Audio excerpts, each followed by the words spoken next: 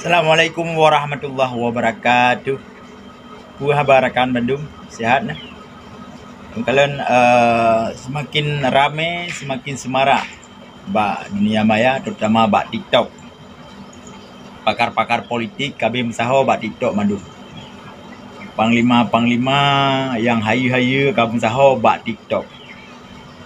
Dan para ahli-ahli hukum kami mensaho bak TikTok.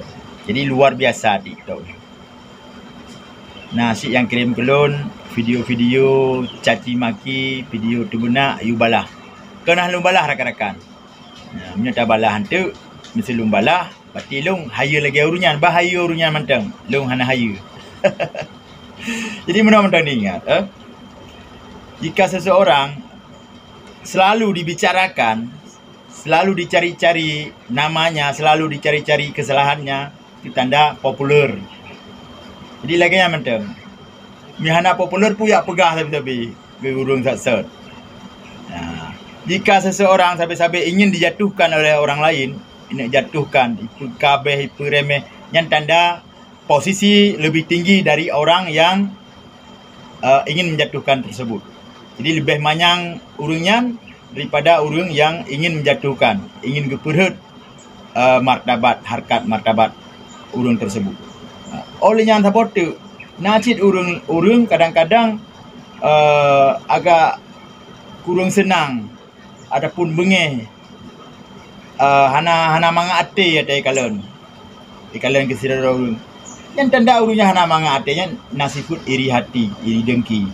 Makanya murnau banle murnau murnau sipu ilmu bela diri ilmu pegah sabi. Yang penting ilmu tahu diri, ilmu sadar diri.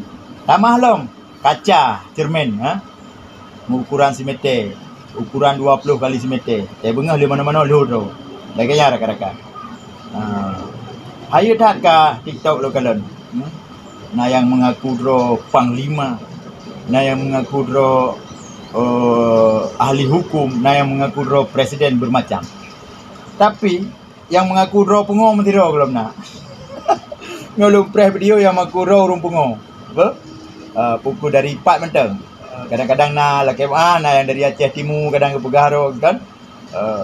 Jadi berjelas-jelas nak pegah alamat apa? Berjelas-jelas. Supaya urang nak mangat ke seter ro, nak mangat ke merupak ngon ngak murnau. Pu yang ro pelaku bak media sosial uronyo. Dan masyarakat pi akan diperhatikan tentang seluk beluk ro akan dicari tahu track record ro ni. Terima kasih. Assalamualaikum.